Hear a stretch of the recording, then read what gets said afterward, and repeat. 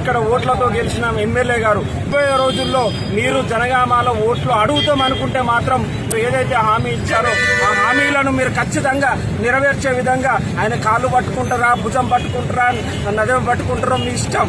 ఏదైనా సరే జనగామ ప్రజల ఓట్లతో గెలిచిన మీరు జనగామ ప్రజలకు ఇచ్చిన హామీలు నిలబెట్టాలని చెప్పేసి డిమాండ్ చేస్తున్నాం. రాబోయే రోజుల్లో మేము జనగామ హామీలే కాదు, జనగామ హక్కులు కూడా ఉన్నాయి. జనగామ అభివృద్ధి అయినప్పటి నుండి, జనగామ జిల్లా అయినప్పటి నుండి ఎటువంటి అభివృద్ధి లేదు. జనగామలో ఒక పార్కు లేదు, విద్యార్థులు సేద తీరడానికి ఎటువంటి చిన్న అంటే టూరిజం సంబంధించి లేదు. మా చుట్టుపక్కల జిల్లాలు, మా తోటి జిల్లాలు అభివృద్ధి చెందుతుంటే మాకు బాధ ఇస్తుంది. అంటే వాళ్ళు అభివృద్ధి చెందుతున్నందుకు సంతోషమైనా కానీ జనగామ అభివృద్ధి చెందుతలేదని చెప్పేసి మాకు బాధ అనిపిస్తుంది. జనగామ పోరాడి సాధించుకున్న జిల్లా. అటువంటి క్రమంలో ప్రజలు మరి ఏం చేయాలి? రోడ్ల మీదకి రావాలన్నా, లేకుంటే పోరాటాలు చేయాలన్నా, బలిదానాలు చేయాలా?